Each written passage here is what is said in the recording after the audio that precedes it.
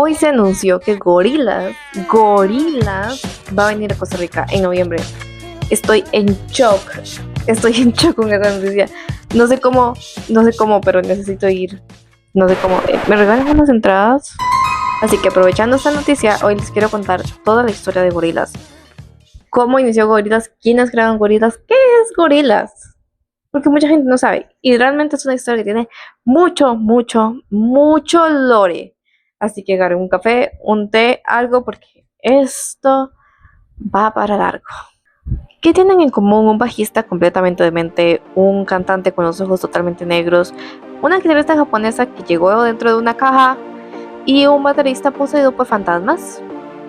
A simple vista parece el argumento de una película absurda, pero durante más de 2 décadas, estos personajes lograron algo que parecía imposible: convertirse en una de las bandas más importantes e influyentes de la historia moderna. Y hay un pequeño detalle: ellos nunca existieron. Gorillaz no es solamente una banda, es un universo, es un experimento artístico, es una historia que mezcla música, animación, cómics, humor negro, ciencia ficción y sátira social. Y curiosamente todo comenzó gracias a 2 personas que jamás imaginaron que una idea nacida de frente al televisor terminaría cambiando para siempre la industria musical. Para entender cómo nació Gorillaz tenemos que viajar varias décadas atrás, mucho antes de Murdoch, mucho antes de The 2D y mucho antes de que existiera la palabra banda virtual. Tenemos que irnos a Inglaterra a finales de los años 80, porque esta historia no empieza con música, empieza con un dibujante. Si te preguntas quién creó la estética visual de Gorillaz, la respuesta es Jamie Hewlett. Pero mucho antes de hablar de Murdoch o Noodle, Jamie ya era una figura importante dentro del mundo del cómic británico. Desde muy joven mostró un enorme talento para el dibujo. Sin embargo, a diferencia de otros ilustradores que buscaban un estilo limpio, tradicional, Hewlett prefería personajes exagerados, caóticos y llenos de personalidad. Su gran oportunidad llegó cuando empezó a trabajar con la revista Deadline.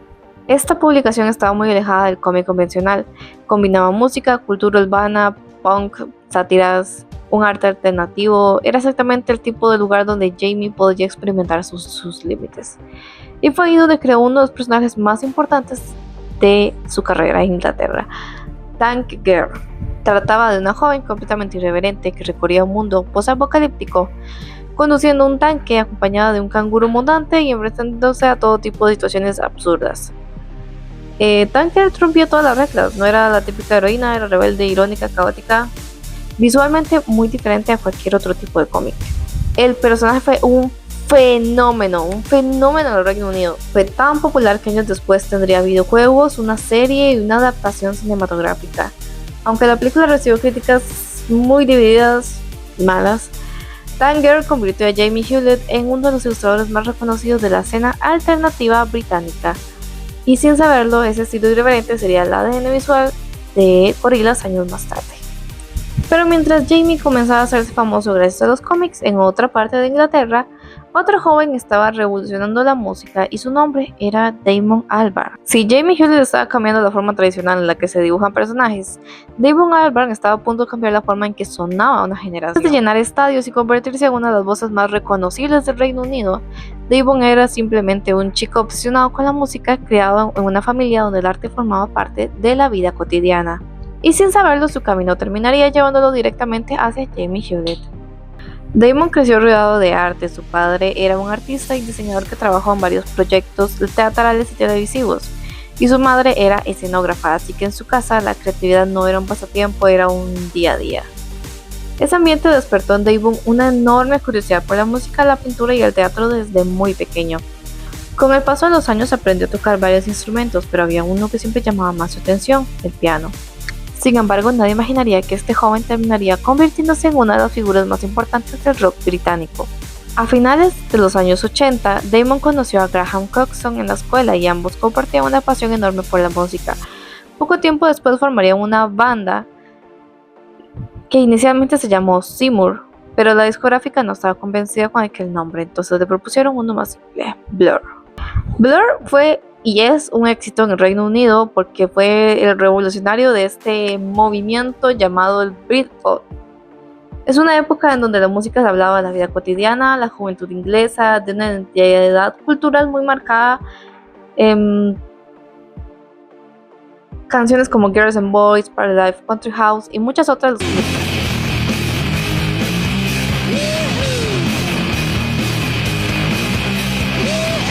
convirtieron rápidamente en estrellas. Mientras Blur llenaba estadios, Damon empezaba a sentir algo dentro de él.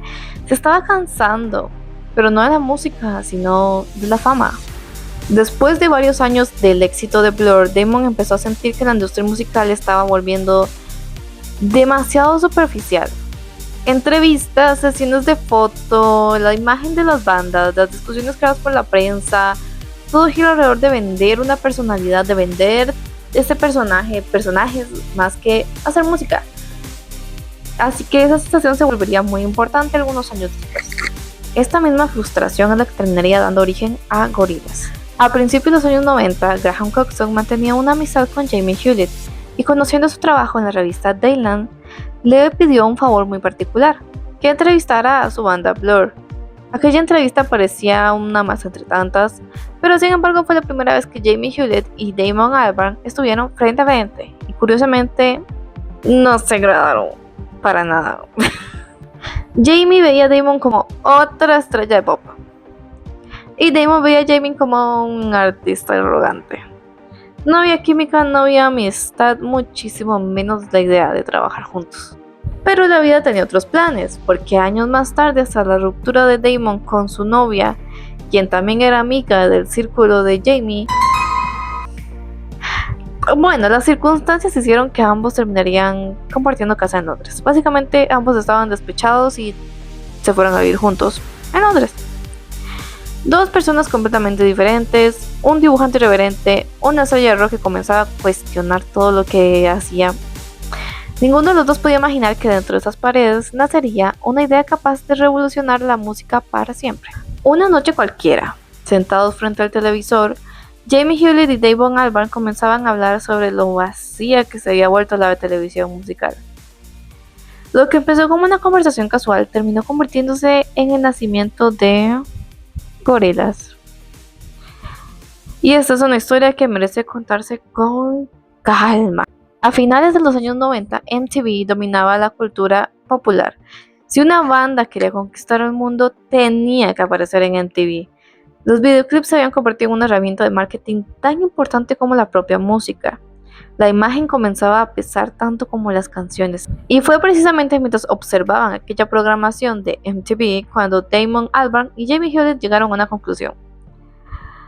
La televisión musical se había vuelto vacía. Los videoclips eran artificiales, los modelos eran perfectos, bandas cuidadosamente maquilladas, escenarios multimillonarios. Todo giraba alrededor de la apariencia y no de la música. Así que se preguntaron algo simple como ¿qué pasaría si elimináramos por completo a los músicos? ¿Y si la gente presta atención únicamente a las canciones? ¿Y si en lugar de una banda tradicional los integrantes fueran personajes animados? Una idea completamente absurda, pero eso les fascinó.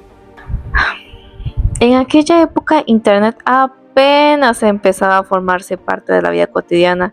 Las redes sociales ni siquiera existían. YouTube todavía tardaría años en aparecer. La tecnología para realizar animaciones era extremadamente costosa. Crear una banda ficticia parecía un proyecto completamente imposible, pero Damon y Jamie no querían hacer algo sencillo. Mientras Damon empezaba a escribir la música sin preocuparse por las reglas del Britpop, Jamie comenzó a llenar hojas y hojas y hojas de bocetos. No buscaba héroes, no buscaba personajes adorables, quería personas con defectos, cicatrices, historias, personalidades tan marcadas que el público pudiera creer que realmente existían. Y así comenzaron a aparecer los primeros diseños. Uno de los primeros personajes en empezar a tomar forma fue un hombre alto, extremadamente delgado, con una sonrisa desagradable y un tono de piel verdoso. Su nombre sería Murdoch Nichols. Jamie quería que Murdoch pareciera alguien en quien jamás confiarías, ¿ok? Alguien egoísta, manipulador, egocéntrico, el tipo de persona capaz de vender a sus amigos si eso le beneficiara. Curiosamente, también sería el fundador ficticio de esta banda ficticia. Y después apareció un joven completamente distinto, delgado, con una expresión perdida, cabello azul, ojos o cuencas completamente negras, y su verdadero nombre sería Stuart o Stu Ott. Y el mundo lo terminaría conociendo como 2D. Jamie quería que fuera el opuesto a Murdoch. Inocente, torpe, amable, fácil de manipular, un personaje que constantemente terminara metido en problemas sin siquiera entender cómo es que había terminado allí. El contraste entre ambos funcionaba perfectamente, uno dominaba y el otro obedecía. Poco después aparecería un tercer integrante, un baterista enorme, reservado, con una mirada tranquila, influenciado por el hip hop estadounidense, y este personaje sería Russell Hobbs.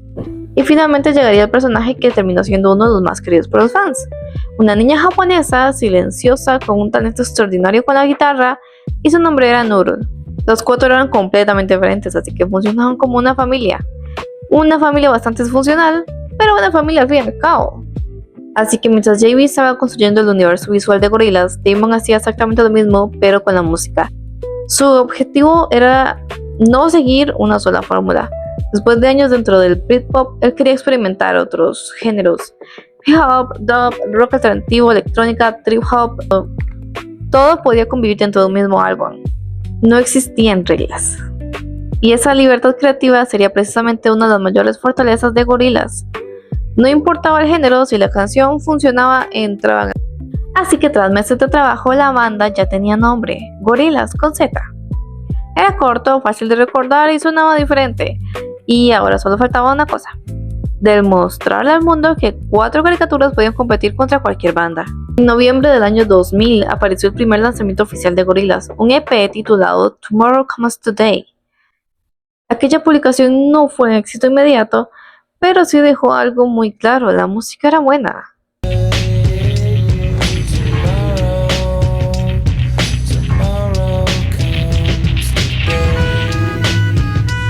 Y despertó una enorme curiosidad sobre quién estaba detrás de esas caricaturas, quién cantaba, quién tocaba realmente, y las respuestas aún eran un misterio. Y eso hacía que todo fuera más interesante. Nadie imaginaba que apenas unos meses después llegaría una canción que cambiaría absolutamente todo. Una canción que convertiría a Gorillaz en un fenómeno mundial.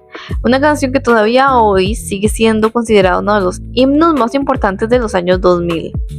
Su nombre era Clint Eastwood.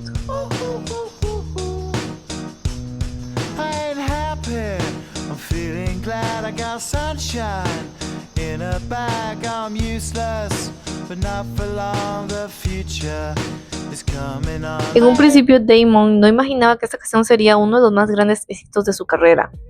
La base instrumental provenía de un preset de un teclado digital Suzuki Omnichord, un sonido sencillo que llamó inmediatamente su atención. Sobre esa base comenzó a construir una mezcla poco habitual, en la cual había hip hop, dub, rock alternativo, había pop y sobre todo una gran libertad creativa. No intentaba sonar como Blur, no seguía tendencias de MTV, simplemente sonaba a Gorillaz. Aún faltaba una pieza fundamental: la voz del rap. Para eso invitaron al rapero estadounidense del The Funky Homo Sapiens. En la historia ficticia de la banda, él no era simplemente un colaborador, era fantasma, el espíritu que podía poseer a Russell Hobbs y apareció durante la canción para interpretar versos. Es una idea completamente absurda, pero funcionó perfectamente. Desde el principio quedó claro que Gorillaz no iba a limitarse a hacer colaboraciones musicales. Todo debía tener una explicación dentro del universo de la banda. Cada canción, cada videoclip, cada personaje, todo forma parte de una historia más grande. Si la canción sorprendió, el videoclip hizo historia. En él conocemos oficialmente a Murdoch, 2D, Russell y Noodles. Pero también empezamos a entender que aquellos personajes tienen vida propia. Murdoch era manipulador, extravagante, 2D parecía completamente despistado, Russell cargaba el espíritu de Dell y Noodle, a pesar de ser la más joven, tenía mucha seguridad. Empezaron a realizarse entrevistas como si realmente existieran. Las revistas publicaban artículos escritos desde la perspectiva de los personajes. Incluso sus biografías son completamente ficticias. Era una estrategia de marketing nunca antes vista, pero también un enorme ejercicio de construcción de mundo. No estaban vendiendo únicamente un álbum, están vendiendo un universo entero. Lo que ocurrió después superó cualquier expectativa. Clint Eastwood comenzó a sonar en emisoras de radio en todo el mundo. El videoclip rotaba constantemente en MTV y las ventas crecían rápidamente. Y millones de personas empezaron a preguntarse quiénes eran realmente estos 4 personajes. En marzo del 2001, finalmente se publicó el primer álbum de estudio de Gorillaz, llamado simplemente Gorillaz. El disco fue un éxito enorme. Canciones como 19-2000, Tomorrow Come Today, Rock the House y por supuesto Clint Eastwood ayudaron a convertirlo en uno de los álbumes debut más exitosos de la historia. Y en pocos años había vendido millones de copias alrededor del mundo. Y algo todavía más importante, había demostrado que una banda virtual podía convertir al mismo nivel que cualquier artista tradicional. Mientras el público disfrutaba la música, Jamie y Damon ya estaban pensando en algo mucho más ambicioso. No querían que Gorillaz fuera solamente una banda con dibujos, querían que fuera un universo tan detallado que los fanáticos pudieran meterse dentro de él durante horas. Por eso comenzaron a escribir historias, biografías, entrevistas, mapas, cronologías, pequeños easter eggs, todo es canon. Con el tiempo esa información termina revendiéndose en un libro, que a día de hoy es considerado casi que una biblia, el cual se llama Rise of the Ore, pero ya iremos por ahí más adelante.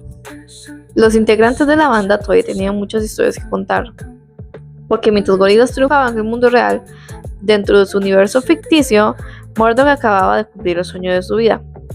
Había creado la banda más famosa del planeta y estaba convencido de que nada podría salir mal. Spoiler, todo salió mal. La verdadera historia de Gorillaz no se cuenta álbum por álbum, se cuenta fase por fase. Y la fase 1 apenas acaba de comenzar. Cuando el primer álbum de Gorillaz llegó al mercado en 2001, la mayoría del público pensó que Murdoch, 2D, Russell y Noodle eran simplemente mascotas para promocionar la música, una forma creativa de esconder a Damon Albarn. Pero no era así, Jamie y Damon habían decidido llevar el concepto muchísimo más lejos. No querían que los personajes existieran únicamente dentro de los videoclips, querían que vivieran, que envejecieran, que cometieran errores, que dieran entrevistas, que pelearan, que desaparecieran durante meses y sobre todo que tuvieran un pasado. En el universo de la banda, ellos tienen su propio cuartel general, una enorme mansión ubicada en Essex, conocida como Kong Studios. Pero Kong no era solo un estudio. Según la historia, había sido un estudio de grabación abandonado. Con el paso del tiempo comenzó a adquirir una reputación inquietante. Algunas personas aseguraban escuchar voces durante la noche, otras hablaban de apariciones, incluso existían rumores de asesinatos ocurridos en el lugar. Naturalmente, Murdoch pensó que era el sitio perfecto para fundar una banda. Cada integrante tenía su propio espacio. El cuarto de 2D, el estudio de grabación, la laboratorio de Murdoch, la cocina, los pasillos, los baños, etc. Lo más increíble es que los fanáticos podían explorarlo. Estamos acostumbrados a que hoy en día hay sitios web interactivos, pero en 2001 eso era casi ciencia ficción. El sitio oficial de Gorillaz permitía recorrer con estudios habitación por habitación. Puedes abrir las puertas, encontrar objetos escondidos, escuchar conversaciones, ver dibujos, encontrar videojuegos, canciones inéditas, easter eggs. Era como entrar directamente al universo de Gorillaz. Y para miles de fanáticos era casi imposible salir de ahí. Otra idea revolucionaria fue eliminar casi por completo a Damon y Jamie de la promoción. Cuando un periodista quería entrevistar a Gorillaz, no hablaba con Damon, hablaba con Murdoch, 2D, Russell y Noodle. Cada personaje respondía como lo haría en el universo ficticio. Murdoch exageraba todo, 2D parecía no entender mucho, Russell hablaba sobre música y Noodle, a pesar de ser la menor, solía responder con más inteligencia que los demás. Y aquellas entrevistas ayudaron a expandir el universo de la banda. Con el éxito del primer álbum comenzaron las nominaciones, premios, invitaciones, presentaciones. Pero un problema, ¿cómo va a tocar en vivo una banda que no existe? La idea no era ni sencilla ni barata. Jamie comenzó a experimentar con animaciones proyectadas sobre pantallas gigantes. Mientras tanto, Damon y los músicos permanecían prácticamente ocultos en el escenario. La idea era sencilla. El público debía sentir que quienes estaban dando el concierto eran Murdoch, 2D, Russell y Noodles, no Damon. Aquellas presentaciones marcaron un antes y un después en la industria musical. Hoy ver artistas virtuales sobre un escenario puede ser algo no tan impresionante, incluso un poco común, hay varios que lo hacen, pero en esos años, a principios del siglo XXI, eso era completamente impresionante. Pero el éxito trae problemas. Mientras Gorillaz conquistaba el mundo real, dentro de Kong Studios empezaban a aparecer tensiones. Murdoch era cada vez más egocéntrico, 2D seguía siendo manipulado constantemente. Russell se empezaba a cuestionar muchas cosas y Noodle demostraba que ya no era la niña pequeña que todo el mundo creía. Parecía que la banda estaba en su mejor momento, pero no imaginaba que una tragedia cambiaría para siempre el rumbo de Gorillaz. Una tragedia que comenzaría como un molino de viento. Antes de eso vamos a hablar de nuestros personajes, empezando por Murdoch.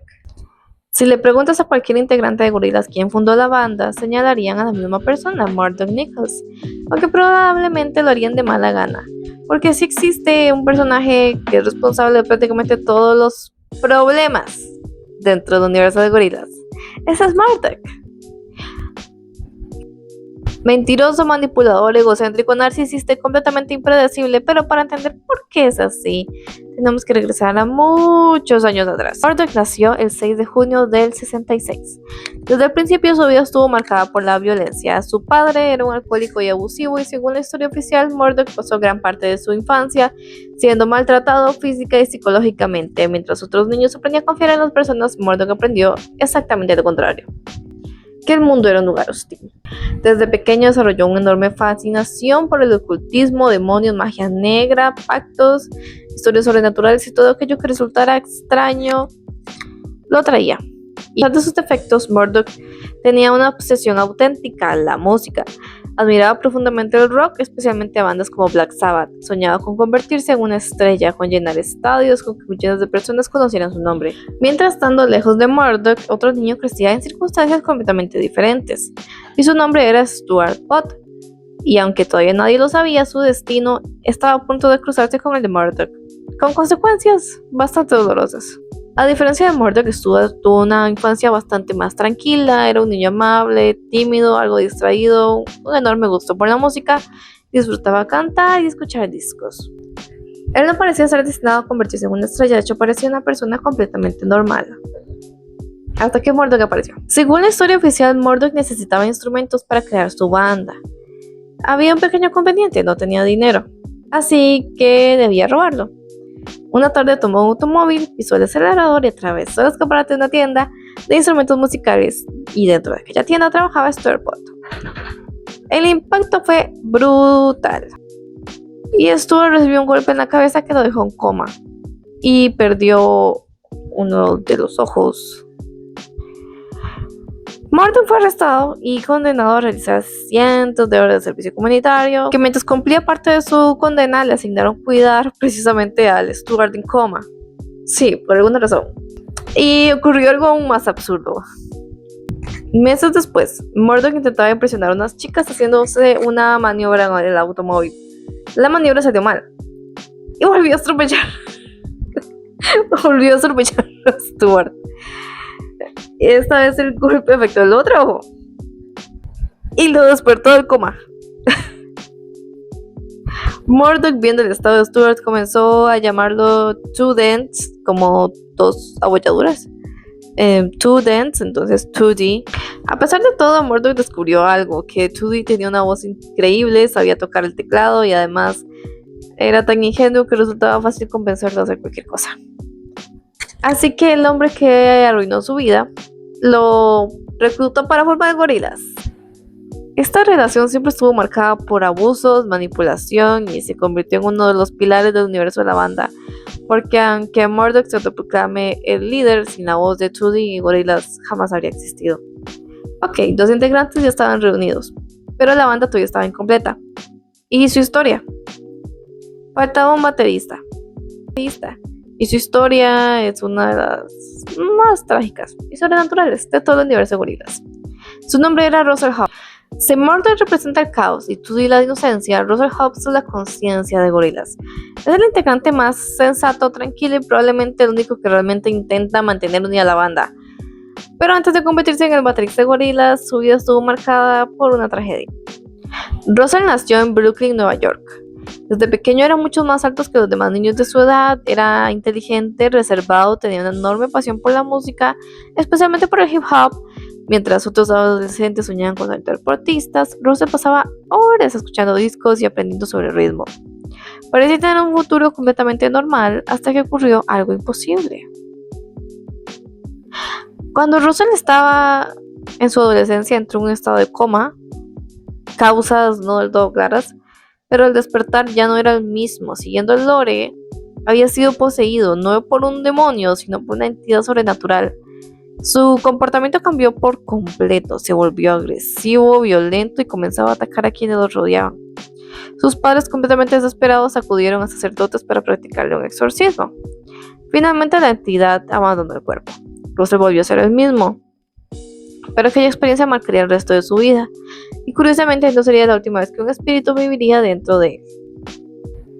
Poco tiempo después, Russell presenció un tiroteo entre pandillas. Durante varios de sus mejores amigos murieron aquella noche.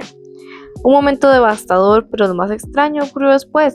Según la historia oficial de Gorillaz, las almas de sus amigos entraron en el cuerpo de Russell, y desde entonces, Russell cargó literalmente con los espíritus de quienes había perdido, cada uno aportándole conocimientos musicales, diferentes estilos, diferentes influencias. Era como si llevara una banda completa dentro de él.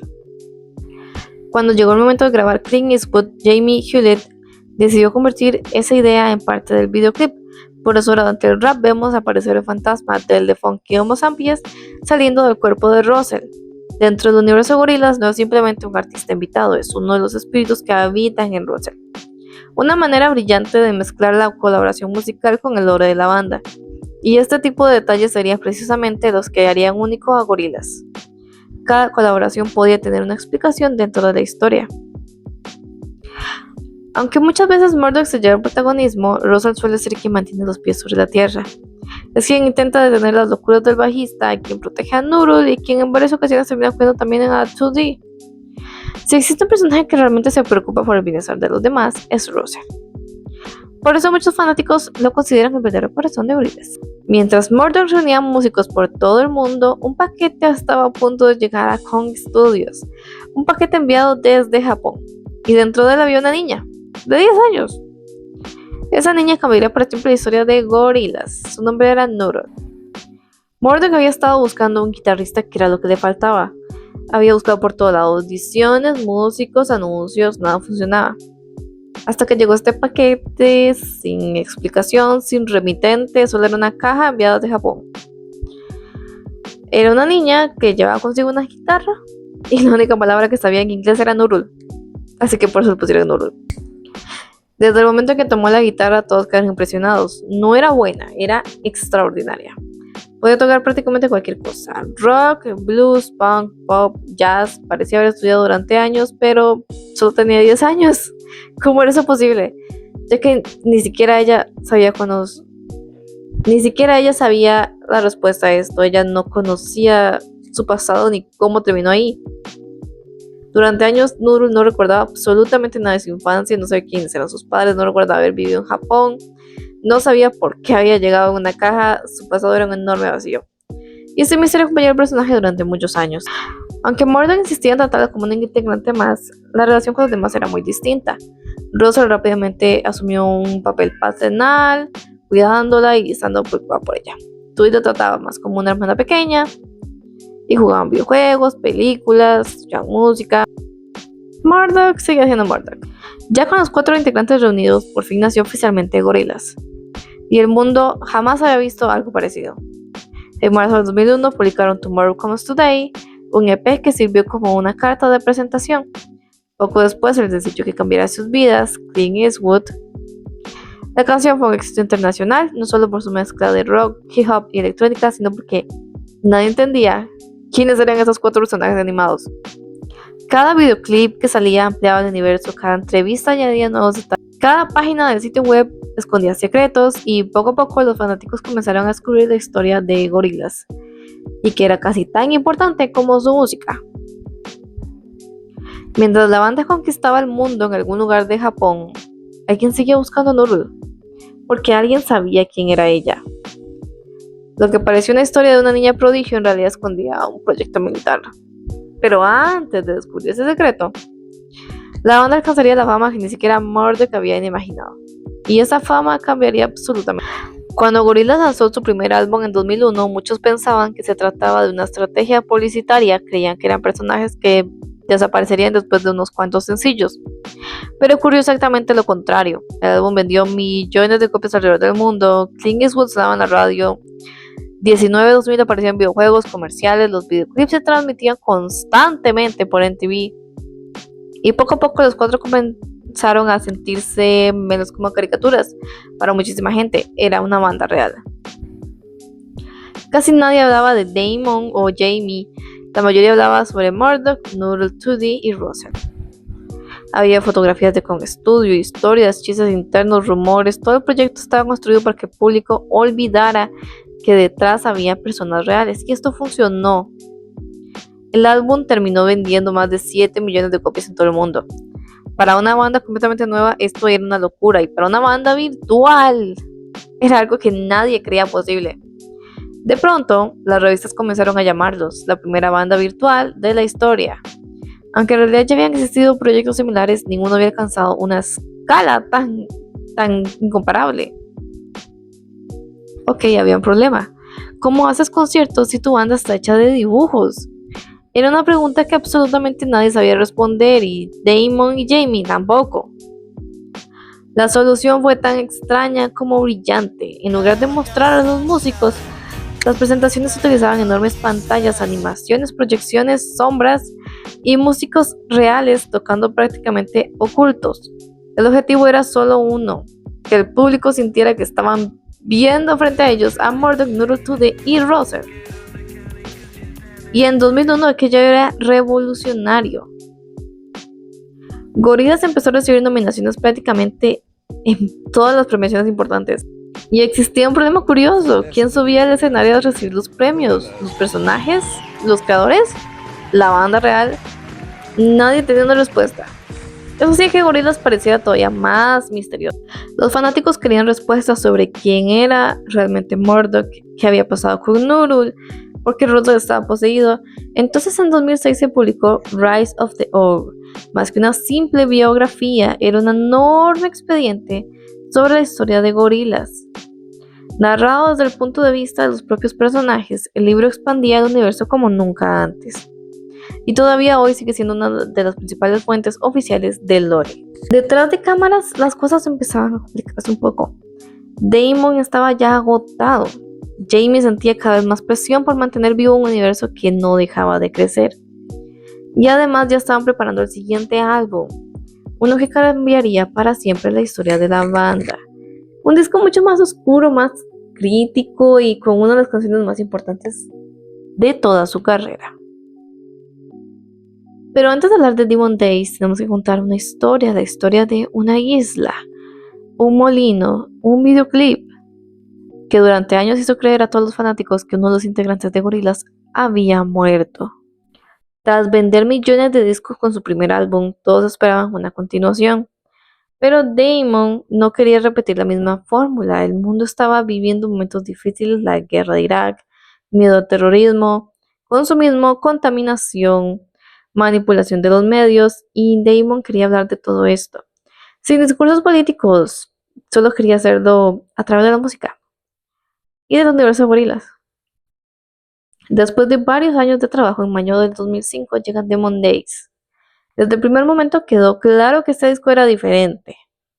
Más oscuro, más experimental, más ambicioso, con colaboraciones de artistas de todo el mundo. Y cada canción parecía contar una parte distinta del mismo viaje. Y entonces aparecería una canción que cambiaría la historia de la banda. Feel Good Inc. Probablemente el tema más famoso. El videoclip también tenía mucho simbolismo. Una gigantesca torre donde todos se ríen, mientras Noodle vuela libre en un molino de viento, persiguiendo la libertad que parece inalcanzable. Hasta hoy sigue siendo considerado uno de los mejores videoclips animados de la historia. Y Feel Good Inc. no estaba sola. También incluía canciones que se volverían icónicas. El éxito fue tan grande que llegó una nueva gira mundial, pero seguía existiendo el mismo problema. ¿Cómo es un concierto con personajes ficticios? Esta vez fueron mucho más lejos. Utilizaron pantallas gigantes, animaciones sincronizadas, proyecciones, hologramas primitivos, músicos reales escondidos detrás de la pantalla. Para la época esto parecía magia. No era perfecta, pero sí revolucionaria. Uno de los momentos más recordados ocurrió durante los premios Grammy del 2006, cuando Gorillaz compartió escenario con Madonna. Mientras Madonna actuaba físicamente, los integrantes de Gorillaz aparecían proyectados mediante una tecnología que impresionó a millones de personas. Hoy puede parecer algo sencillo, pero hace 20 años esto era ciencia ficción. Mientras el éxito explotaba en el mundo real, la historia de los personajes también seguía avanzando. Nurul continuó investigando su pasado, Murdoch seguía haciendo negocios extraños, Russell seguía luchando con los espíritus que habitaban en él, y Tudy seguía intentando sobrevivir con Murdoch. Todo parecía ir bien hasta que llegó uno de los videoclips más importantes en la historia de Gorillaz. Lo que parecía un videoclip más terminó convirtiéndose en uno de los momentos más impactantes de todo el lore, porque millones de fans estaban convencidos de que Nurul había muerto. Ese misterio cambiaría por completo el rumbo de Gorillaz. Si recuerdan el videoclip de Feel Good Inc., Nurul aparecía tocando tranquilamente en un molino flotante. Era un lugar pacífico, aislado del resto del mundo. Representaba la libertad, mientras el resto de la humanidad vivía encerrada entre una gigantesca torre de Feel Good Inc. Ella seguía volando. Era uno de los pocos lugares puros que quedaban, pero esa tranquilidad estaba a punto de terminar. El videoclip del mañana inicia mostrando nuevamente el molino. Nurul está completamente sola, compone, toca la guitarra, aparece un día cualquiera, pero entonces aparecen dos helicópteros, no llevan insignias, no sabemos quiénes son, no sabemos qué quieren, simplemente comienzan a disparar. Las balas atraviesan el molino, todo empieza a incendiarse, Nurul intenta escapar, pero el ataque no se detiene. Finalmente, una enorme explosión destruye el molino y este cae lentamente hacia el océano. El videoclip termina. Pantalla negra, nada más. Internet explotó. Los fans revisaban cuadro por cuadro. Algunos aseguraban haber visto a Nurul saltando, otros decían que seguía dentro del molino. Teorías everywhere. Durante meses nadie sabía la respuesta. Y Jamie Hewlett no hacía nada. En aquella época no existía TikTok, no existían videos explicándolo todo. Las teorías vivían en foros, blogs, fansites y la página oficial de Gorillaz, donde cada pequeño detalle era analizado, cada imagen, cada entrevista, cada dibujo, todo podía esconder una pista. Precisamente eso hizo que el misterio creciera aún más. Ahora Murdoch necesitaba a otra guitarrista, pero en lugar de buscar a otra persona, construyó una. Utilizando ADN que recuperó del propio molino, creó una versión robótica de Noodle, llamada Cyber Noodle. No tenía emociones, no hablaba, simplemente obedecía órdenes y sería una pieza clave en la siguiente etapa. Mientras todos creían haber perdido a Noodle, Murdoch ya estaba obsesionado con su nuevo proyecto. Un lugar construido sobre toneladas de basura en medio del océano. Una isla artificial, un nuevo hogar para Gorillaz y su nombre, Plastic Beach. En la historia, Murdoch llega a esta isla después de construir un estudio secreto, pero tenía un problema, necesitaba reunir de nuevo a la banda. Primero debía encontrar a 2D. Murdoch lo localiza y fiel a su personalidad, no precisamente de una manera amable. 2D termina atrapado en Plastic Beach, obligado a participar en la creación del nuevo álbum. Murdoch crea a Cyber Noodle, una versión robótica construida con material genético recuperado de la antigua guitarrista. Pero incluso Murdoch descubriría algo. Nurul no era fácil de reemplazar. Durante años los fans se preguntaron, ¿Nurul realmente murió? La respuesta corta es no. Pero su historia después de Demon Days fue una de las más oscuras. Después del accidente del molino, Nurul logra sobrevivir y termina enfrentándose a sus propios enemigos. En el videoclip El Mañana, aunque parece que su historia termina, Gorillaz deja abierta la posibilidad de que haya escapado. Más adelante descubrimos que Nurul sobrevivió, pero ya no era la misma. Había tenido que enfrentarse nuevamente a su pasado como experimento militar.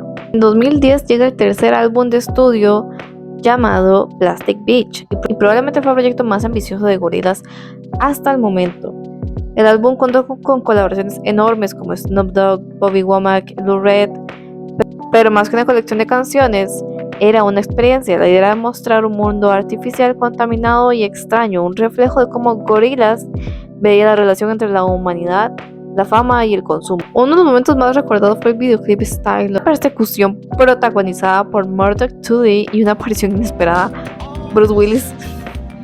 El video parecía anunciar que Gorillaz estaba listo para convertirse en algo todavía más grande. Incluso se empezó a hablar de una posible película, pero ese proyecto lamentablemente nunca llegó a concretarse. Aquí llega uno de los puntos más importantes. Aunque Plastic Beach fue un éxito artístico, también marcó una etapa complicada. La producción fue enorme, la presión aumentó, las diferencias entre Damon y Jamie comenzaron nuevamente. Mientras Damon estaba concentrado en la música, Jamie sentía que la parte visual de Gorillaz estaba quedando en segundo plano. La banda, que había nacido como una colaboración perfecta, empezaba a tener grietas. Plastic Beach era una isla construida con los restos de un mundo destruido y de cierta forma también presentaba el estado de Gorillaz, una creación hermosa pero rodeada de problemas. Pero la historia no terminaba todavía, porque después de abandonar Plastic Beach, Gorillaz tendría que enfrentar su mayor crisis. La pregunta era, ¿la banda virtual sobreviviría? Gorillaz había conquistado el mundo. Había demostrado que una banda podía existir sin que sus integrantes fueran reales.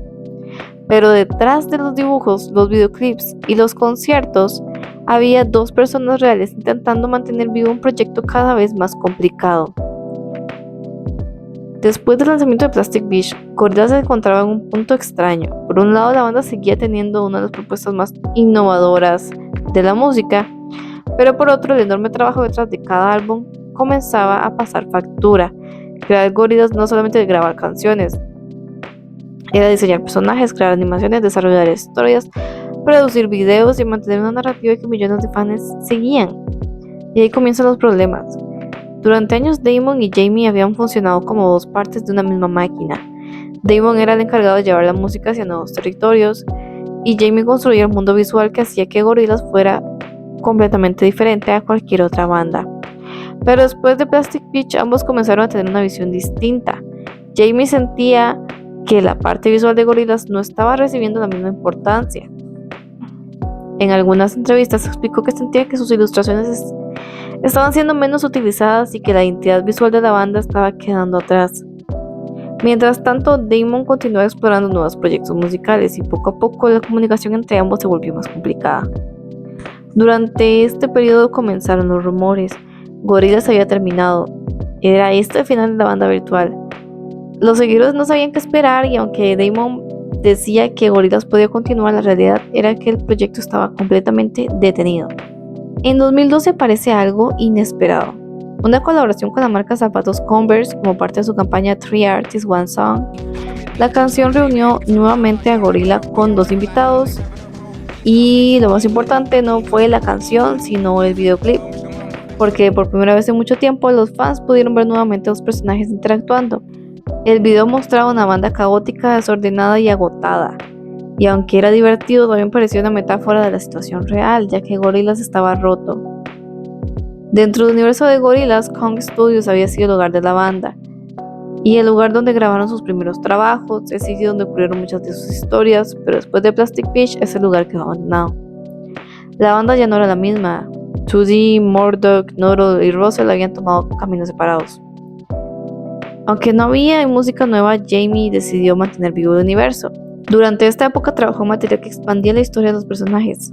Uno de los proyectos más importantes fue Rise of the Orb y posteriormente publicaciones que ayudaron a conectar lo ocurrido después de Plastic Beach, porque una de las cosas más importantes de Gorillaz es que la historia nunca dependió únicamente de los álbumes. Los personajes tenían una vida propia. Durante años, Gorillaz fue una banda que siempre parecía estar a punto de desaparecer, pero cada vez que el mundo pensaba que era el final, regresaban con una nueva idea. Y esta vez no sería diferente, porque mientras muchos pensaban que Gorillaz había llegado a su fin, Damon y Jamie todavía tenían algo pendiente. Durante casi 7 años, Gorillaz permaneció en silencio. Para muchos fans, la banda había terminado. pero en el mundo de Gorillaz desaparecer nunca significa realmente morir.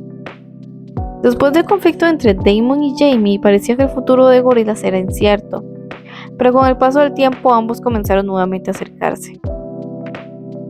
La idea empezó a regresar, a tomar forma, y esta vez querían hacer algo diferente, no repetir el pasado.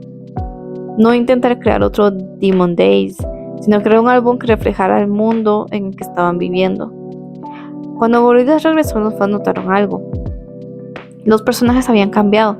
No eran exactamente los mismos que habían dejado atrás. 2D, Murdock, Nuru y Russell habían vivido años de historias, conflictos, aventuras. Visualmente, Jamie también evolucionó. La banda abandonó un poco el estilo 2D clásico que los había hecho famosos. La banda abandonaba poco a poco el estilo 2D clásico que los había hecho famosos y comenzaba a experimentar con nuevas técnicas de animación. Después de los eventos de Plastic Beach, 2D siguió intentando encontrar su lugar, como siempre continuó siendo el miembro más inocente de la banda, pero también comenzó a demostrar más personalidad y seguridad. Ya no era solamente el cantante perdido que Murdock manipulaba. Nuru, después de sobrevivir a los acontecimientos de El Mañana, siguió enfrentando su pasado. Su historia siempre había sido una de las más complejas. Pasó de ser una niña misteriosa enviada a una caja a convertirse en una artista, una guerrera y una persona intentando descubrir quién realmente era. Russell continuó siendo el integrante más conectado con el lado espiritual de Gorillaz. Después de todas las experiencias sobrenaturales, siguió buscando estabilidad. Pero como siempre ocurre en Gorillaz, la normalidad nunca dura demasiado. Y por supuesto, Murdock sigue siendo Murdock, egoísta, manipulador, siempre metido en problemas, porque aunque muchas veces es el causante del caos, también es una de las razones por las que Gorillaz existe. Sin Murdock, probablemente la banda nunca habría comenzado. En 2017 llega Humans, el primer álbum de Gorillaz en 7 años, pero este regreso no fue solamente musical, fue una declaración. El álbum nació en un momento de mucha tensión política, social, especialmente alrededor de los cambios que estaban ocurriendo en Estados Unidos y otras partes del mundo. Damon imaginó una pregunta: ¿qué pasaría si el mundo cambiara completamente durante una noche? Y esa idea se convirtió en la base del disco.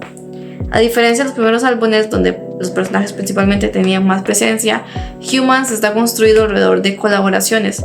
Participan artistas como Vince Staples, Pocaham, Benjamin, Clementine, etc. La intención era crear una fiesta oscura, un álbum que sonara como una celebración mientras el mundo está cambiando.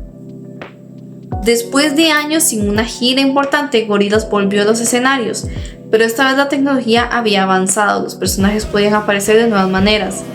La frontera entre los músicos reales y los dibujos era cada vez más pequeña, lo que en 2001 parecía imposible. Ahora era parte del espectáculo.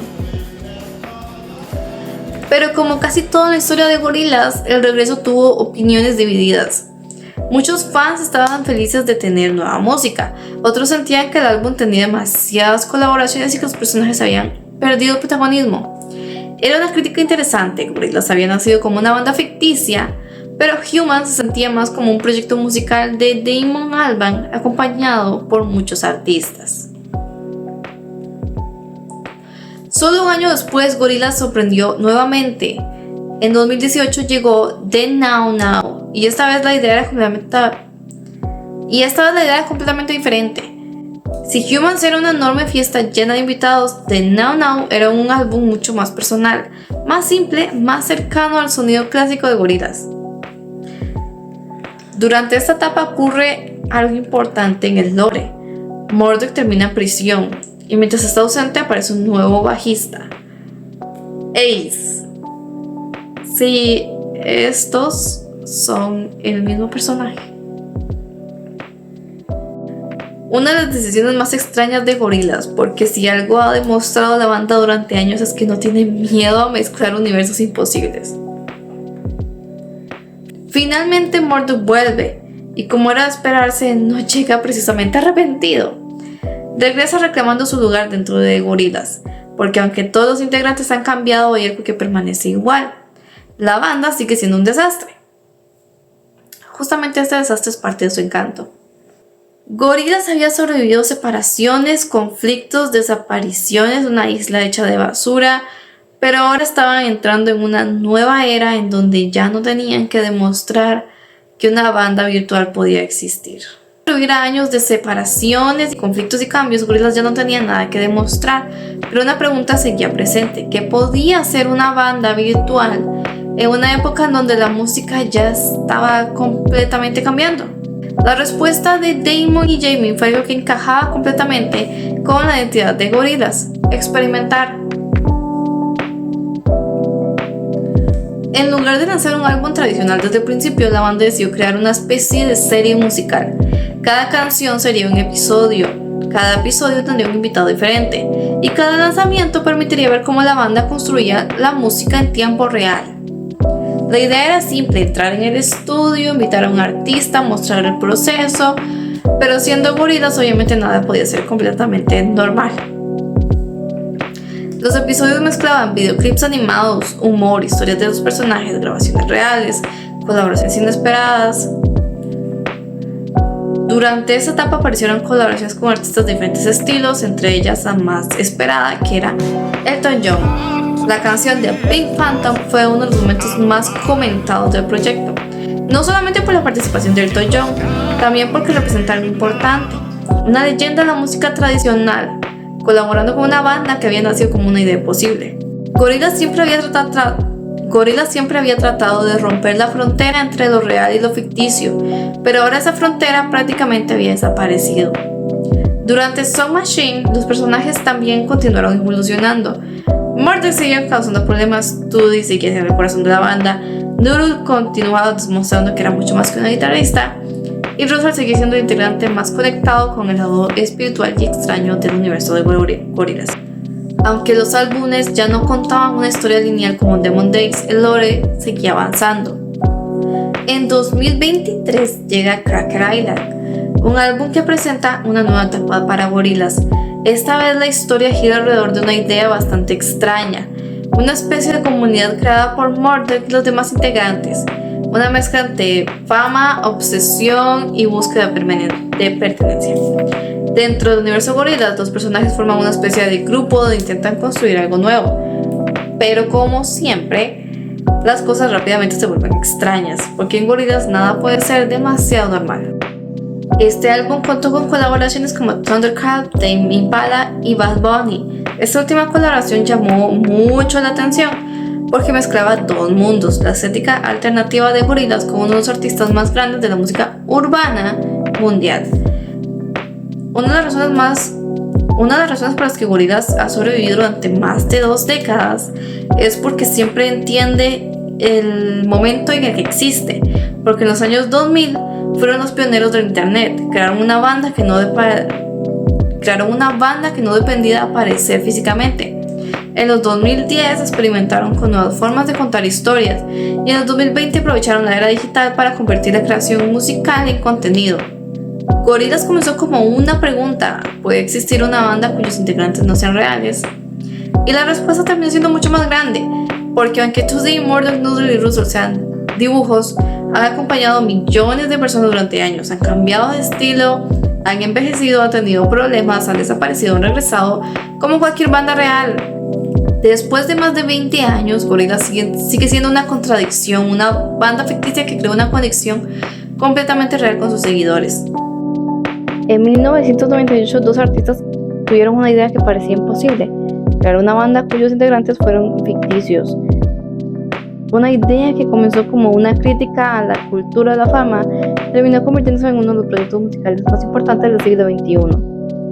Durante más de 2 décadas, Gorillaz demostró que una banda no necesita seguir las reglas tradicionales para conectar con las personas. No necesitan mostrar siempre sus rostros, no necesitan pertenecer a un solo género, no necesitan quedarse iguales. Y justamente esa libertad fue lo que los hizo especiales. Una de las características más importantes de Gorillaz siempre fue su capacidad de mezclar estilos como rock alternativo, hip hop, electrónica, pop, dub, música latina, soul, jazz, sonidos experimentales. En una época donde muchas bandas intentaban encontrar un sonido único, Gorillaz hizo lo contrario: creó una identidad basada en cambiar constantemente. Pero la verdadera revolución de Gorillaz no fue solamente musical, fue entender que los personajes podían convertirse en artistas. no eran simplemente mascotas, tenían historias, personalidades, errores, conflictos, evolución, y los fans no solamente escuchaban las canciones, seguían los videos de 4 personajes que, aunque eran dibujos, parecían tener una existencia propia. Mucho antes de que la idea de artistas virtuales fuera común, Gorillaz ya estaba explorando esa posibilidad. En sus presentaciones en vivo utilizaron tecnología para llevar personajes animados al escenario. Hoy, cuando existen conciertos virtuales, avatares digitales y artistas creados con tecnología, la idea de Gorillaz parece menos extraña, pero en 2001 era algo completamente revolucionario. Quizás la pregunta más interesante que dejó Gorillaz no es ¿son reales estos personajes? La verdadera pregunta es ¿qué significa ser real?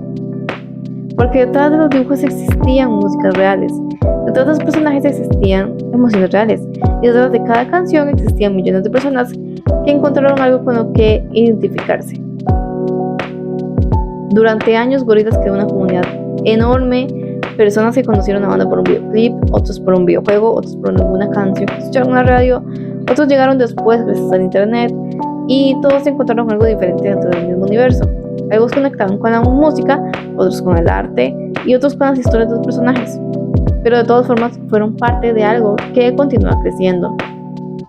Al final, Gorillaz fue una colaboración entre 2 mundos. Damon Albarn creó la música que daba vida al proyecto. Jamie Hewlett creó el universo visual que hizo que esta música tuviera rostro. 2 artistas con ideas diferentes que lograron construir algo que ninguno había creado por separado. Gorillaz comenzó como una banda ficticia que no existía, pero con el tiempo ocurrió algo curioso. Mientras más ficticios sus integrantes, más real se volvía la conexión con sus seguidores.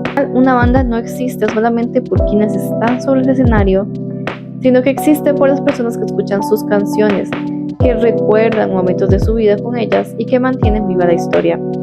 Más de 20 años después, 2D, Murdoch, Noodle y Russell siguen demostrando algo que parecía imposible. Una banda puede ser imaginaria y aún así cambiar el mundo real. Este fue más o menos un repaso rápido. No sé qué tan largo habrá quedado este video, pero fue más o menos un repaso rápido de la historia de cómo se creó Gorillaz y la historia de los personajes. Que el lore realmente es demasiado extenso, aún hay cosas que no mencioné y aún así estoy segura que este video, ahorita llevo casi 2 horas de grabación, más yo creo. No sé de cuánto quedará el video. Estoy muy emocionada porque Gorillaz y Damon van a venir a Costa Rica. No tengo, pero ni un 5 en la cartera, pero yo quiero ir a ese concierto. Así que si alguien me quiere patrocinar unas entradas, se las acepto con mucho gusto. Bueno, cuénteme, ¿van a hacer el intento de ir al concierto? Según tengo entendido, las entradas van a salir la otra semana y va a ser en Parque Viva. Es un lugar muy pequeño para algo muy grande, la verdad. Así que probablemente iba a ser solo una fecha. Así que las entradas se van a ir, apenas salgan, se van a ir. Así que cuéntenme si van a ir y si fueron. Si ven este video después de que fueron, cuéntenme cómo estuvo. Bye.